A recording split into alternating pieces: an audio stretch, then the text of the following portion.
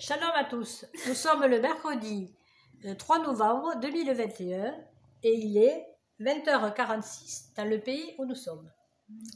Je voulais vous partager une pensée et je vais vous parler de la mère de Samuel qui s'appelle Anna. Et il y en a beaucoup qui doivent connaître l'histoire, mais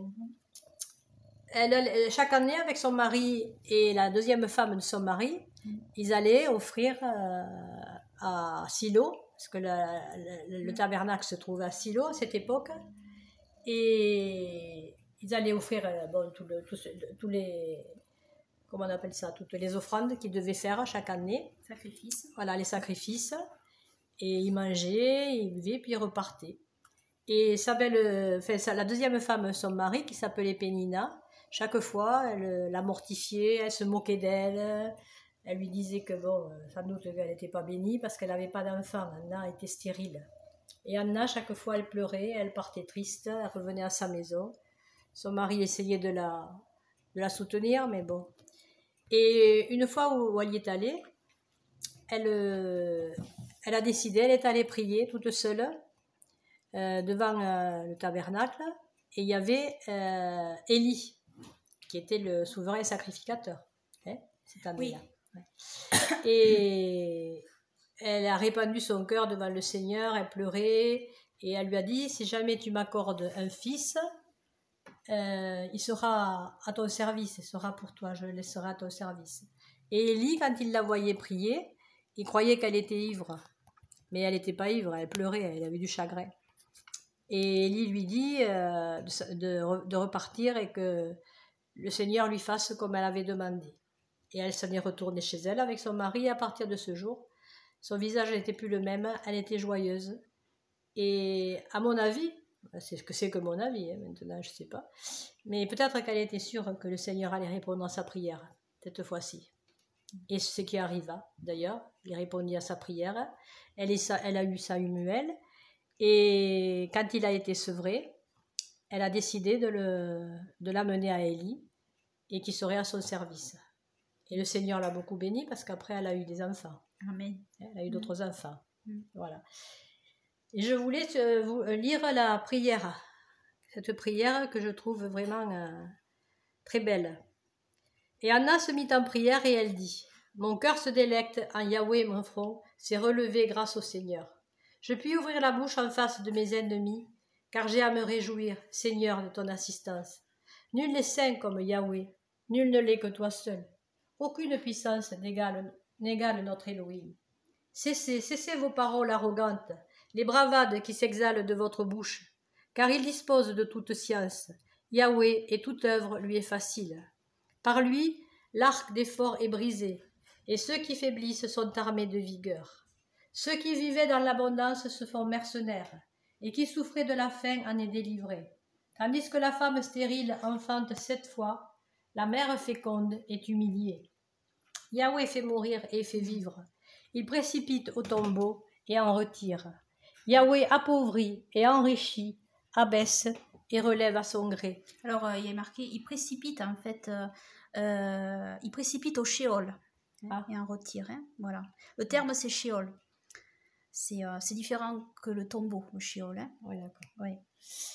Il redresse l'humble couché dans la poussière, fait remonter le pauvre du sein de l'abjection pour les placer à côté des grands et les installer sur un siège d'honneur. Car les colonnes de la terre sont à Yahweh. C'est lui qui en a fait les supports du monde. Il veille sur les pas de ses adorateurs, tandis que les impies périssent dans les ténèbres, car ce n'est pas la force qui fait le vainqueur. Yahweh, ses agresseurs sont foudroyés, quand sur eux, du haut du ciel, il tonne. Yahweh juge les sommités de la terre, et il donnera la puissance à son roi, et il exaltera la gloire de son élu. Elkana s'en retourna chez lui à Rama, et le jeune homme resta pour servir le Seigneur sous les yeux du pontife Élie. Voilà. Par cette prière, nous nous rendons compte que ça peut nous aider. Moi, ça m'aide beaucoup parce que quand tout paraît impossible, ça paraissait impossible. Mais le Seigneur, comme elle dit, il abaisse les grands, il relève les petits. Il fait mourir et fait vivre. Il précipite au Sheol et en retire. Amen. Alors là, voir mon étude sur le Sheol, sur le fait que notre Seigneur et Sauveur Yeshua tient les clés du Sheol. C'est lui qui ouvre et qui ferme. Et personne, s'il ouvre, personne ne fermera, et s'il ferme, personne n'ouvrira. J'ai fait toute une étude là-dessus. Voilà. Voilà, c'est pour ça que je trouve que c'est une prière vraiment extraordinaire pour moi. Parce que c'est vrai que je demande au Seigneur de me donner une foi comme un grain de sénévé, comme il a dit Yeshua, parce que j'ai une foi microscopique. Et quand je vois, c'est vrai que quand on est découragé, quand on a l'impression que bon, rien ne se passe, rien n'arrive, mais le Seigneur il est toujours là. Amen. Et puis c'est le même, celui de Anna. Et bien sûr. C'est le même, c'est le nôtre. Exactement. Et il n'a pas changé, il est toujours là. Voilà, c'est pour ça que je voulais partager ça. Voilà. C'est très bien. Voilà. C'est très bien. Elle dit, tu as vu ce qu'elle dit? Pourtant, je ne sais pas si elle avait fait des études scientifiques, mais elle dit les colonnes de la terre sont à Yahweh, c'est lui qui a fait les supports du monde. Hein? Oui. Là, il y aurait à dire aussi, oui. Mais à rechercher aussi, parce qu'il faudrait que je regarde dans le texte hébreu, parce que j'ai fait plein d'études là-dessus, sur la terre intérieure, etc. Oui, oui. Donc il faudrait regarder. Voilà. On chante? Ouais. J'ai fait des études là-dessus, donc voir mes études en fait. Voilà. On chante? Oui. Alléluia, Alléluia, Alléluia, gloire à Yahweh. Alléluia, Alléluia, Alléluia, gloire à Yahweh. Gloire à Yahweh, Alléluia, gloire à Yahweh, Alléluia. Gloire à Yahweh, Alléluia, gloire à Yahweh. Gloire à Yahweh, gloire à Yeshua, notre Elohim, notre roi, pour l'éternité, et que son règne glorieux vienne. Amen. Amen.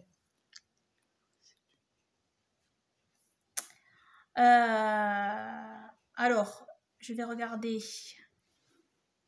les études que j'ai faites.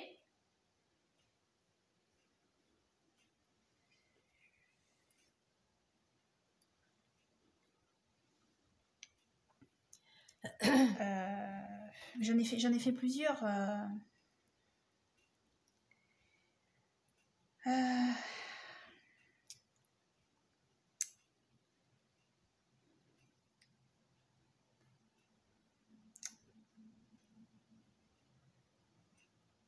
C'est drôle quand elle dit quand même l'Éternel fait mourir et fait vivre, il précipite au tombeau et en retire.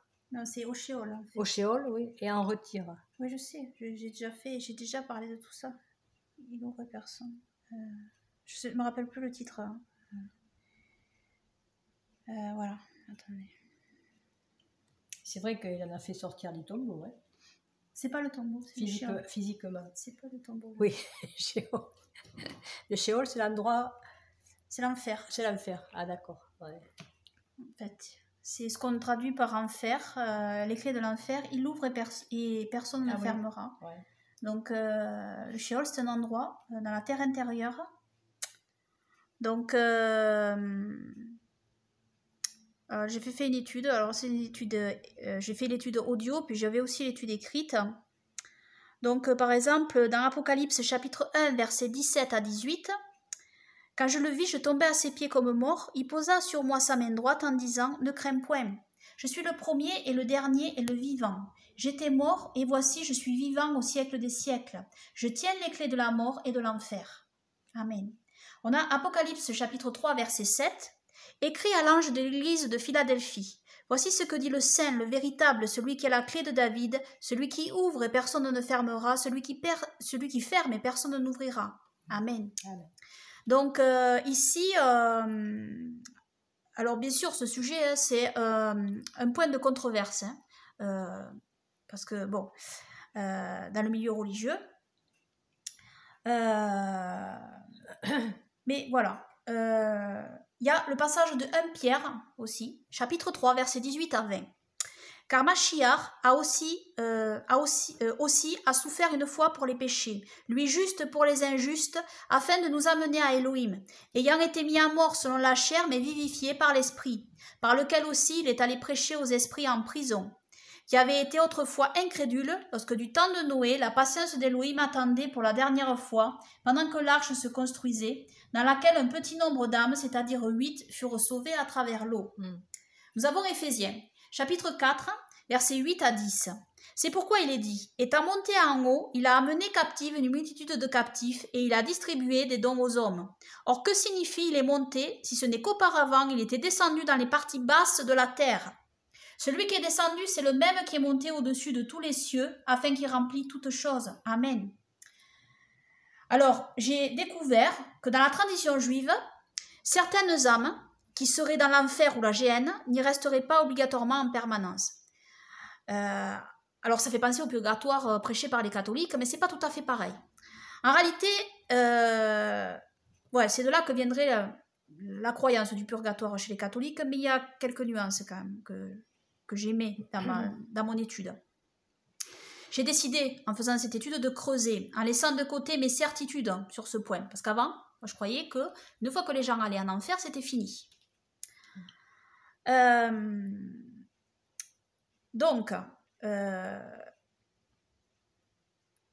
il faut que j'explique à nouveau certains éléments importants, en fait.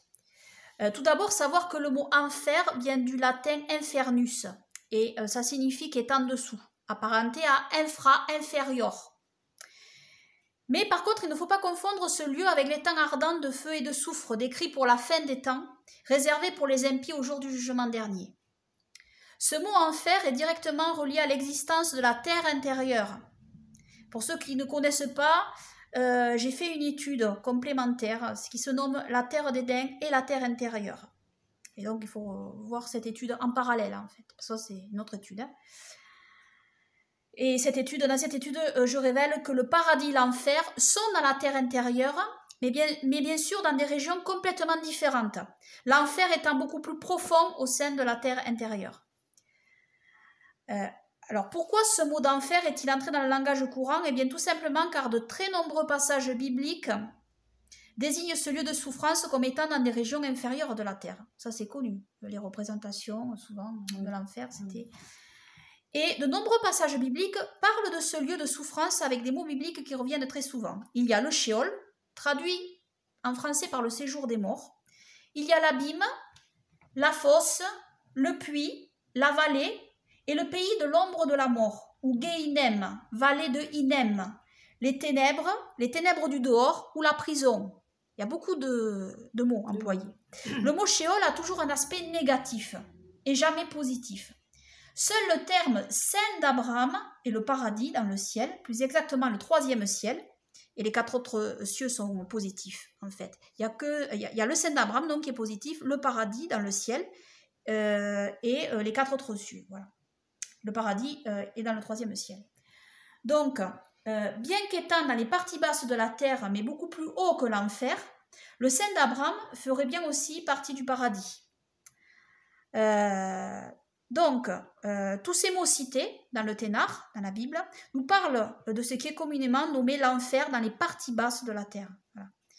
Et ceux qui se trouvent dans cet endroit de souffrance sont nommés les morts. Mais ils continuent bien d'exister, car ils sont enfermés dans ce lieu. Et R, voir aussi le livre apocryphe d'Esdras. Alors, pour preuve de ceci, c'est que Elohim nous interdit d'invoquer les morts. On a dans la Torah du Deutéronome, chapitre 18, versets 9 à 12, « Quand tu seras entré dans le pays que Yahweh ton Elohim te donne, tu n'apprendras pas à faire selon les abominations de ces nations. Il ne se trouvera au milieu de toi personne qui fasse passer par le feu son fils ou sa fille, ni devin qui se mêle de divination, ni tireur de présages, ni magicien, ni sorcier, ni personne qui jette des sorts ou qui consulte les esprits, ni diseur de bonne aventure, ni personne qui interroge les morts. Car quiconque fait ces choses est en abomination à Yahweh, et à cause de ces abominations, Yahweh ton Elohim dépossède ces nations devant toi. » Donc, quand il est question de mort, après la vie, dans les Saintes Écritures, ce mot mort est le mot rattaché aux esprits négatifs qui sont dans le shéol de souffrance. Tandis que ceux qui sont dans le sein d'Abraham et le paradis sont nommés les vivants. Samuel, alors, où c'est qu'il était? Parce qu'il a dit, quand Saül... Oui, alors je vais on va voir après. D'accord. Tandis que ceux qui sont dans le sein d'Abraham et le paradis sont nommés les vivants. Dans Matthieu chapitre 22, verset 32, voici ce que dit notre Seigneur et Sauveur Yahushua. Moi, je suis l'Élohim d'Abraham. Il cite la Bible, en fait. Il dit, moi, je suis l'Élohim d'Abraham et l'Élohim d'Isaac et l'Élohim de Jacob. Il n'est pas Élohim des morts, mais des vivants. Ensuite, il faut citer aussi les paroles de notre Seigneur et Sauveur Yahushua dans Matthieu chapitre 11, versets 22 à 24, qui ne peuvent être comprises qu'avec une connaissance juive sur ce point. Autrement, tout cela reste caché pour le lecteur. Donc Matthieu 11, 22, 24. C'est pourquoi je vous le dis, au jour du jugement, Tyr et Sidon seront traités moins rigoureusement que vous. Et toi, Capernaüm, seras-tu élevé jusqu'au ciel? Non, tu seras abaissé jusqu'au Sheol. Car si les miracles qui ont été faits au milieu de toi avaient été faits dans Sodome, elles subsisteraient encore aujourd'hui. C'est pourquoi, je vous le dis, au jour du jugement, le pays de Sodome sera traité moins rigoureusement que toi. Et je crois que dans le Shem Tov, c'est pas jusqu'au Sheol, je crois que c'est jusqu'au Gehinnom. Enfin, il faudrait que je vérifie, parce que là, c'est pas le Shem Tov que j'ai cité. Matthieu hébreu, en fait, la version hébraïque. Mais voilà. Alors, une question. Comment ceux de Sodome et de Tyr et Sidon peuvent être jugés moins sévèrement au jour du jugement dernier s'ils sont tous jetés dans les temps ardents de feu et de soufre? Ensuite, l'expression qui doit nous interpeller, utilisée par notre Seigneur et Sauveur Yahushua, est celle-ci. Et toi, Capernaüm, seras-tu élevé jusqu'au ciel? Non, tu seras abaissé jusqu'au Gehinnom, jusqu'à la Géhenne ou jusqu'au Sheol. Alors, pour comprendre, il nous faut revenir à la tradition juive sur les âmes après la mort. Voici, en résumé, ce qui est resté chez les Juifs. Alors, dans les traditions juives, prendre ce qui est bon et laisser ce qui n'est pas bon. Parce que parfois, ils ont des traditions qui ne sont pas bonnes. Et parfois, dans ce qu'ils racontent, il y a des vérités. Il faut savoir discerner les vérités du faux, du mensonge. Donc, dans le judaïsme, la mort n'est donc que la séparation du corps. Le corps, c'est gouf en hébreu, et de l'âme, nefesh. Cette âme, une fois libérée de son enveloppe corporelle, irait selon les actions réalisées dans la vie humaine dans différents lieux.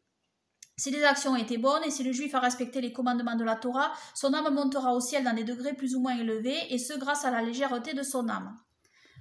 Au contraire, une vie remplie de péchés alourdira cette âme dans le Sheol de la Géhenne, d'où sort un feu purificateur, où l'âme qui se repent est purifiée par la remise en question en vue de son ascension au Gan Eden, au Jardin d'Éden. Mais d'autres âmes qui ne seront pas dans cette remise en question, blâmant Elohim au lieu de se blâmer elles-mêmes, seront condamnées à descendre plus bas et désirer perpétuellement sans pouvoir satisfaire leurs besoins faute de corps matériel, un état infernal d'errance et de souffrance. Nous pouvons donc voir ici une corrélation très étroite avec ce que dit notre Seigneur et Sauveur Yahushua sur Capernaüm. C'est là que c'est intéressant. Et toi, Capernaüm, seras-tu élevé jusqu'au ciel? Non, tu seras abaissé jusqu'au Gehinnom, jusqu'au Sheol. Donc savoir que ce Sheol est en lien avec la vallée décrite par le juste Enoch. Et oui, parce que le livre d'Enoch est un livre inspiré par Elohim. Donc, il s'agit d'un gouffre profond qui sépare le Sheol du sein d'Abraham. Relire la parabole de Lazare et de l'homme riche. Par ces mots, notre Seigneur et Sauveur Yahushua semble bien dire qu'il y a pour certains après la mort la possibilité de s'élever vers le sein d'Abraham ou d'être rabaissés au fond dans le Sheol. Plus les âmes s'élèveraient par un esprit de repentance, plus elles s'éloigneraient du fond de la fosse et moins elles souffriraient. Il parle donc de degrés pour les morts et parle aussi visiblement de la même croyance juive sur les âmes après la mort ici. Il n'y a concrètement aucune autre explication possible. Nous avons aussi Proverbe, chapitre 15, verset 24. Le sentier de la vie mène vers le haut, afin qu'il se détourne du Sheol, en bas. Voilà, aussi, là on voit... Ensuite, si nous lisons littéralement la croyance juive sur le devenir des âmes, seraient-ce seuls ceux qui ont suivi les 5 commandements d'Elohim toute leur vie qui iraient au paradis et n'iraient pas dans le Sheol pour y purger une peine? En réalité, bien que ce point dans l'absolu corresponde avec la sainteté requise par Elohim, il n'est pas ici fait mention de la teshuva, la repentance à Elohim pour les fautes commises. Par exemple, le roi David tomba lui aussi malheureusement, notamment en faisant tuer Uri le Hittite, après avoir commis adultère avec la femme de son prochain. Sans la repentance et Elohim qui lui fit grâce en lui pardonnant, il serait condamné au Sheol. Et pourtant, nous sommes sûrs que le roi David est bien au paradis. Comment? Par la grâce d'Elohim. Nous le lisons très clairement dans le psaume 23. Psaume 23. Psaume de David. Yahweh est mon berger, je ne manquerai de rien. Il me fait reposer dans de verts pâturages. Il me mène le long des eaux paisibles. Quel est ce vert pâturage? C'est le sein d'Abraham, le jardin d'Éden. Il restaure mon âme, il me conduit dans les sentiers de la justice à cause de son nom. Même quand je marcherai dans la vallée de l'ombre de la mort, quelle est cette vallée de l'ombre de la mort? C'est le Guéinem, la vallée des pécheurs, dans le Sheol, traversée pour atteindre le jardin d'Éden. Je ne craindrai aucun mal, car tu es avec moi, c'est ton bâton et ta houlette qui me consolent. Tu dresses la table devant moi, à la vue de ceux qui me persécutent. Tu oins ma tête d'huile, ma coupe déborde. Oui, le bonheur et la grâce m'accompagneront tous les jours de ma vie, et j'habiterai dans la maison de Yahweh pour l'éternité. Amen. Alors le roi David nous dit bien, oui, le bonheur et la grâce m'accompagneront tous les jours de ma vie, et j'habiterai dans la maison de Yahweh pour l'éternité. Amen. Est-ce à dire que le roi David a continué après sa repentance à transgresser la Sainte Torah? Bien sûr que non. Car autrement, cela aurait démontré qu'il n'était pas droit devant Elohim. Au contraire, son cœur était contrit, pénitent et humble, car une fois qu'Elohim nous pardonne nos péchés par une grâce imméritée, alors nous remercions Elohim par notre obéissance. Et le roi David, conscient de ses faiblesses, affirme que la grâce d'Elohim l'accompagne tous les jours de sa vie. Et donc, tout en désirant obéir de son mieux à son Créateur, il comptait uniquement sur sa grâce pour être sauvé, sachant bien que pour avoir accès à cette grâce, il fallait que son cœur soit intègre envers notre Elohim, en prenant soin de marcher dans ses 5 commandements. Amen. Amen. Nous avons aussi le psaume 25. Psaume 25, chapitre 6, verset 13. Yahweh, souviens-toi de ta compassion et de ta bonté, car elles sont éternelles. Ne te souviens pas des fautes de ma jeunesse, de mes péchés. Souviens-toi de moi en fonction de ton amour, à cause de ta bonté, Yahweh. Yahweh est bon et droit, c'est pourquoi il montre aux pécheurs la voie à suivre. Il conduit les humbles dans la justice, il leur enseigne sa voie. Tous les sentiers de Yahweh sont bonté et fidélité pour ceux qui gardent son alliance et ses commandements. C'est à cause de ton nom, Yahweh, que tu pardonneras ma faute, car elle est grande. Quel est l'homme qui craint Yahweh? Yahweh lui montre la voie qu'il doit choisir. Son âme reposera dans le bonheur, et sa descendance héritera le pays. Amen. Le roi David dira aussi, Psaume chapitre 19, verset 12, qui connaît ses égarements? Pardonne-moi ce que j'ignore. Amen.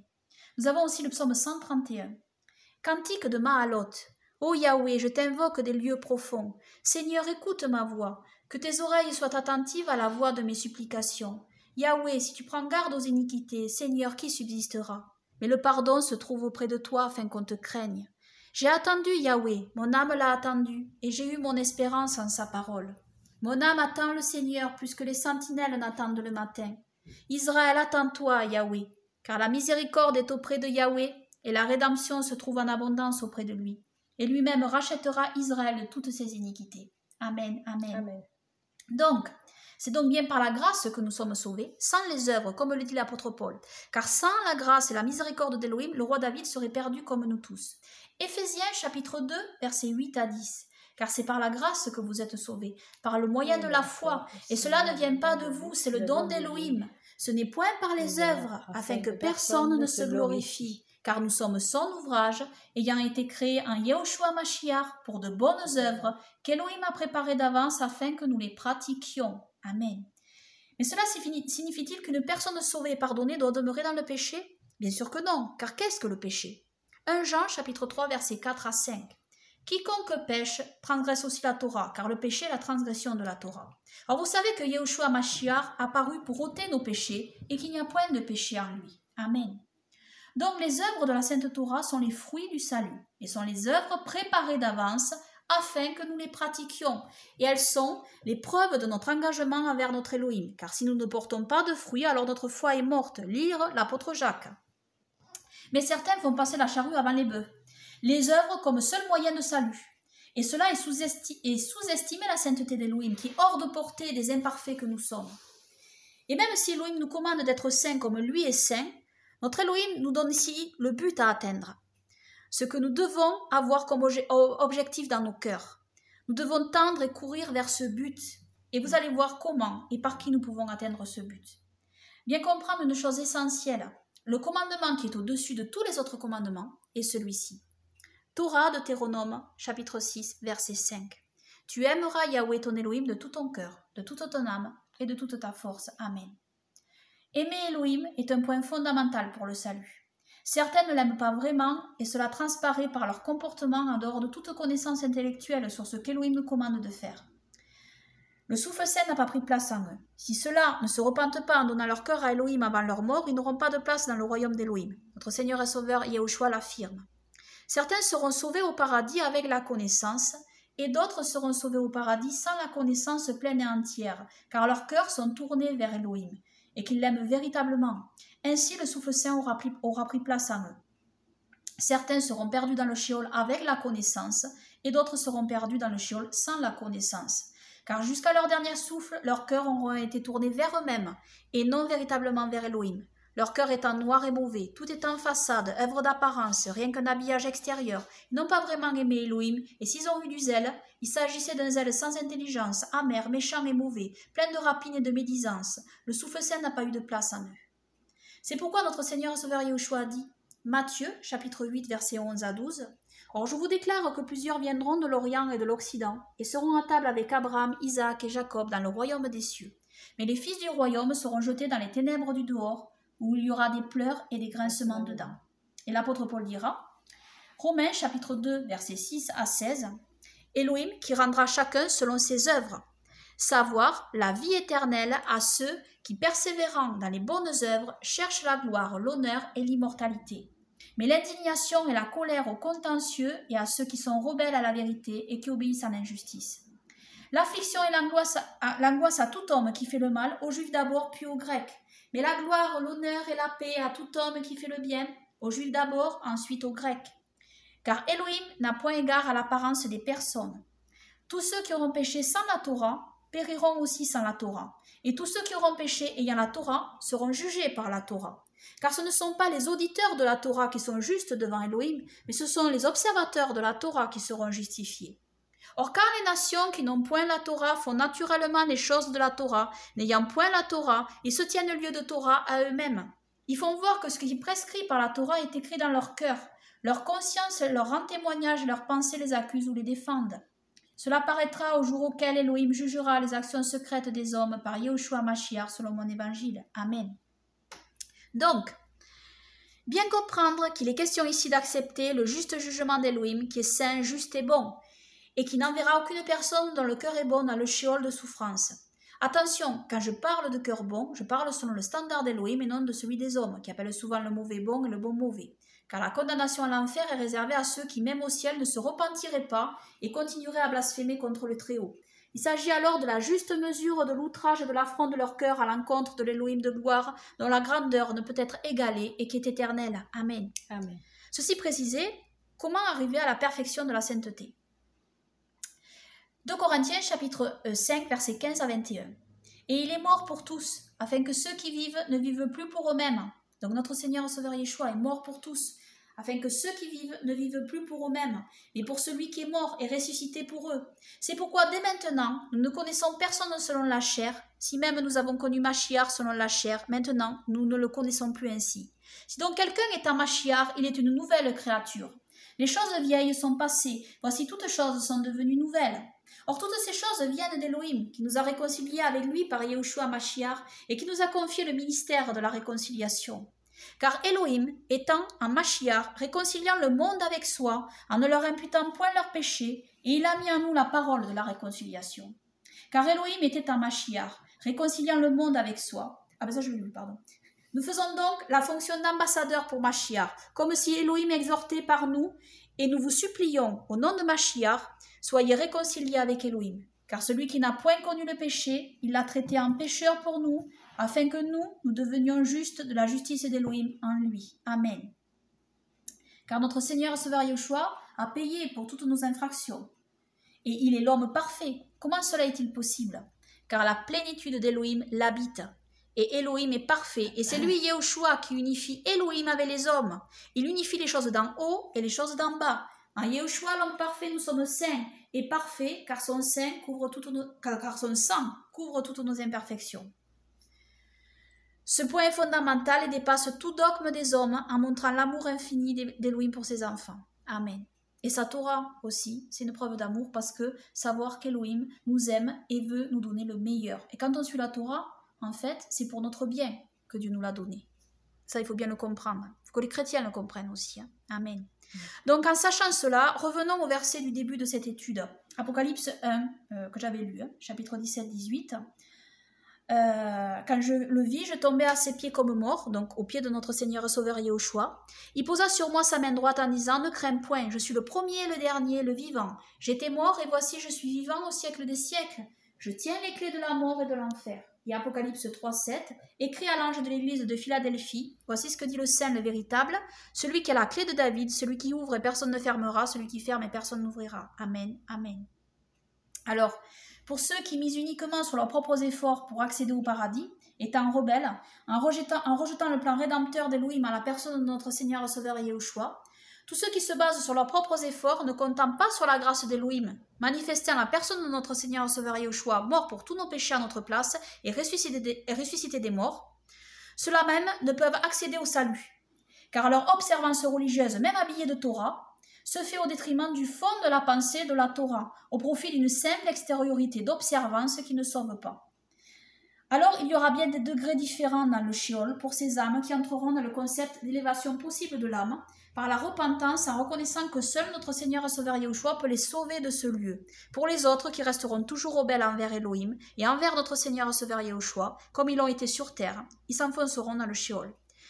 Cela ouvre donc une nouvelle perspective, car concernant des cœurs repentants qui crient à lui et qui seraient dans le Sheol, notre Seigneur et Sauveur Yahushua peut en effet retirer ces âmes du Sheol, de l'enfer, pour les sauver avant le jugement dernier. Combien ce message est puissant et nous fait comprendre sa fonction de sauveur dans sa plénitude. Amen. Mais ne pas croire non plus que tous ceux qui sont en enfer en sortiront, car ne pas croire que parce que des âmes souffrent dans ce lieu, elles crieront forcément à Elohim dans leur cœur. Car pour beaucoup, tout en voulant sortir de ce lieu pour elles-mêmes, elles continueront au contraire à blasphémer et à reprocher à Elohim leur malheur, ne se sentant pas coupables, leur cœur n'étant même pas capable de repentance. Voilà pourquoi elles restent dans ce lieu. Repensez aux deux brigands sur la croix. L'un des deux, dans sa situation de souffrance, eut le cœur repentant, assumant sa faute et acceptant le jugement d'Elohim. Et l'autre, au contraire, dans la même situation de souffrance, injuriait le Sauveur du monde. Il faut préciser qu'il n'est pas ici question d'un temps limité, d'un an, comme décrit dans le judaïsme, pour en sortir après. En réalité, ceux qui ne sont pas sauvés vont tous en enfer, sans aucune certitude de pouvoir en être libérés avant le jugement dernier. Il n'y a aucun délai. Seul Elohim décide. Donc, aucun encouragement à rester dans le péché en pensant pouvoir par la suite sortir un jour du Sheol. Cela ne fonctionne pas ainsi, car tout dépend du vouloir d'Elohim. Et on lit donc, dans 1 Samuel chapitre 2, verset 6, Yahweh fait mourir et il fait vivre, il fait descendre au Sheol et en fait remonter. Amen. Donc il est bien sûr indispensable de se convertir à notre Seigneur et Sauveur Yahushua et de vouloir le suivre avant la mort, en faisant la volonté d'Elohim, en suivant ses 5 commandements, sachant que si malheureusement il nous arrive de tomber, il faut alors se repentir auprès d'Elohim le Père, ayant l'assurance que nous avons un avocat auprès du Père, en la personne de notre Seigneur et Sauveur Yahushua qui intercède pour nous. Amen. Amen. 1 Jean chapitre 2 versets 1 à 6. Mes petits enfants, je vous écris ces choses afin que vous ne péchiez point. Et si quelqu'un a péché, nous avons un avocat auprès du Père, Yahushua Mashiach le juste. C'est lui qui est la propitiation pour nos péchés, et non seulement pour les nôtres, mais aussi pour ceux du monde entier. Et par ceci nous savons que nous l'avons connu, savoir si nous gardons ses commandements. Celui qui dit je l'ai connu et qui ne garde point ses commandements est un menteur, et la vérité n'est point en lui. Mais pour celui qui garde sa parole, l'amour d'Elohim est véritablement parfait en lui. Et en cela, nous connaissons que nous sommes en lui. Celui qui dit qu'il demeure en lui doit aussi marcher comme il a marché lui-même.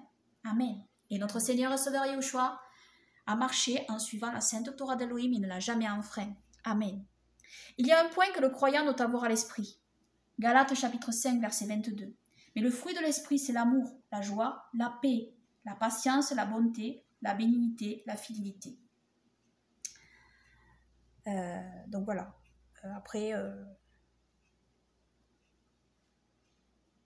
voilà. On va chanter. Je m'arrête là. L'étude est un peu plus longue, hein, mais je m'arrête là. On chante. Tu m'as pas répondu pour Samuel. Ah, pour Samuel. Quand ça a eu le... Oui, alors ça c'est une très bonne question parce qu'il dit... pourquoi m'as-tu fait remonter du Sheol, hein? Je crois bien que c'est le mot Sheol qui est employé. C'est une très bonne question, mais parce qu'en fait, comme je l'ai expliqué, justement, il faut passer par... pour accéder au paradis... Enfin, moi, c'est mon explication, d'accord? Je mets des guillemets. Hein. Mais c'est mon explication, ma compréhension des Saintes Écritures. Pour passer au paradis, il faut passer par le Sheol. Donc, je pense que dans ce passage, Samuel est passé par le Sheol, et donc il est remonté du Sheol. Il est passé du paradis, donc il est passé par le Sheol pour aller parler au roi Saül, en fait. Et c'est pour ça qu'il est écrit, pourquoi me fais-tu monter du Sheol? C'est mon explication, c'est ma compréhension, voilà, de ce passage. Mais il lui a dit, tu seras avec moi. Donc ça voudrait dire que le roi Saül serait avec Samuel. Ouais. Pourtant, il a fait invoquer les morts. Ah ben ça, il a commis une grave erreur, ça c'est certain. Hein. Et ça, il ne fallait pas le faire. C'est clair. Donc voilà ce que j'ai à dire. On chante alors? Ouais. Alléluia, alléluia, alléluia. Non, on l'a déjà chanté. Non, on va pas chanter ça. Alléluia aussi, on l'a chanté. Bon, on le chante alors. Non, on le chante pas, on l'a déjà chanté. On l'a chanté tout à l'heure. Ok, bon, vas-y. Ah, on l'a chanté au début? Oui, non. On l'a chanté au début de la vidéo? Non, mais non. Ah non, d'accord, ok. Qu'est-ce qu'on pourrait chanter? Vas-y, tu choisis. Je sais pas. À toi la gloire. D'accord. À toi la gloire, ô ressuscité, à toi la victoire pour l'éternité. Brillant de lumière, l'ange est descendu, il roule la pierre du tombeau vaincu. À toi la gloire, ô ressuscité, à toi la victoire pour l'éternité. Amen. Amen.